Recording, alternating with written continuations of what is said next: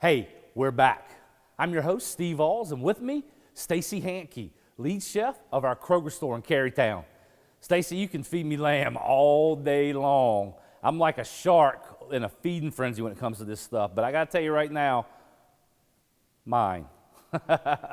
You might have some competition, but it's all yours. So what's this dish called? This is a rack of lamb with a lemon tarragon marinade with fingerling potatoes and roasted asparagus. Oh, it sounds awesome. Yeah, man. So what's the first step in this? We're gonna make the marinade for the lamb. Sweet. All right. We have our dried tarragon. You can use fresh if you can find it. If not, you can definitely use dry. Yeah, but the dried tarragon seems a little more potent. It has a little more tarragon-y flavor to it. Correct. Red pepper flake. Got a little bit of red wine vinegar. Okay.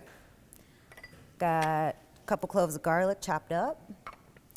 Got some Dijon mustard, or some whole grain mustard here. Whole grain mustard. Yeah. I think it's a little bit deeper flavor than is. actually the Dijon is. It And I is. like it much better. Got some lemon juice and lemon zest here. And that looks like you just freshly squeezed that, didn't you? I sure did. I sure did. And then I've just got a mixture of Italian parsley and green onions just chopped up. A little savory flavor to it. Correct.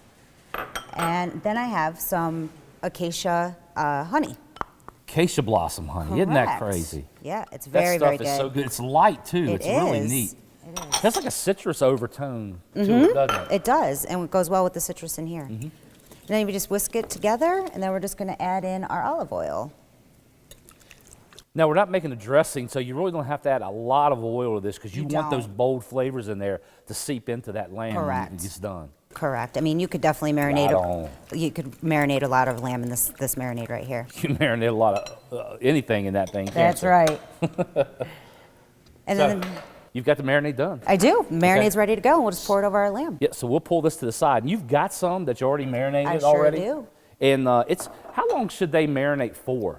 Usually a couple hours, just so they get that nice flavor into them. You know, just throw them in the refrigerator for a few hours and just let them go. But overnight, it would really soak it up, wouldn't it? Absolutely, absolutely. And you know, another thing I've noticed about this is that the lamb that you have is Frenched really nicely. It is. That's thanks to our Carytown Kroger butchers. There you go. And they take off all the fat and the meat, the skin between the bones, and they clean them up real nice, and they look beautiful when you put them on the plate. And it won't burn when you put it, if you have to put it in the oven. Correct. Right on. Okay. So, what are we doing here? Oh, we're going to go ahead. We've got a cast iron pan that's very, very hot. We're going to put a little bit of olive oil in. Just enough to coat the bottom of the pan. Every time you're pan searing, remember, you just want enough oil to coat that bottom so you're getting that caramelization on it and not fried. That's right. Then we're just going to go ahead and put our lamb chops Oh, yeah. in. Oh, it's hot. That's how you know it's That's ready. right. We're going to just get them in there. Get them in there searing. Man, I'll tell you, I'm glad I got a black coat on today. I know. Me I too. have grease stains all over me right now. But that's what you want, though. That's Absolutely. exactly what you're looking for. Absolutely. I'll pull this other one out of the way while that one does. All right.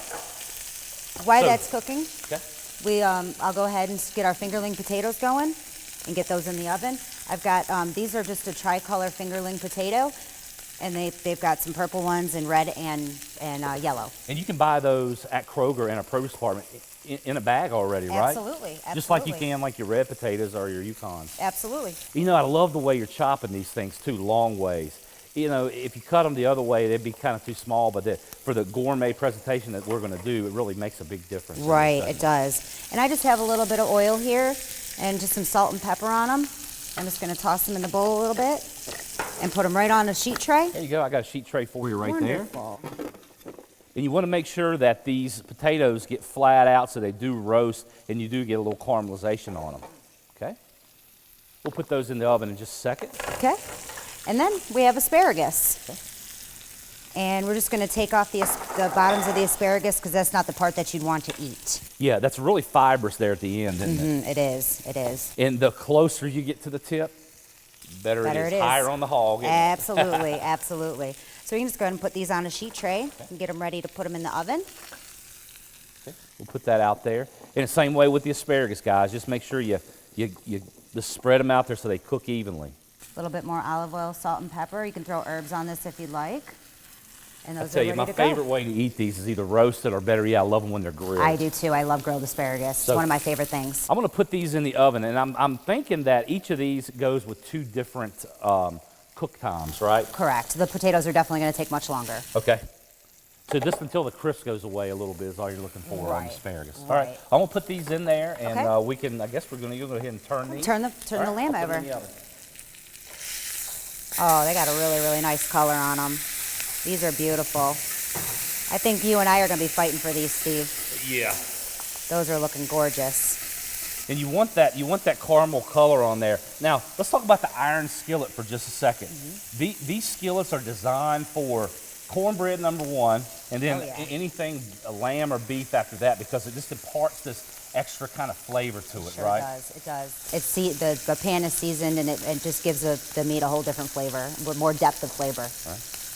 And what are we going for on temperature here? No, do we have to cook these till they're well done? Absolutely not. Probably would Absolutely ruin not. it, wouldn't it? It would taste horrible. I like my lamb medium rare to very touching medium, but medium rare is preferable. Okay. So to plate these, we're going to go ahead and get that asparagus and fingerling potatoes out of the oven, and we can go ahead and plate, okay? Okay. Let me grab them out. All right.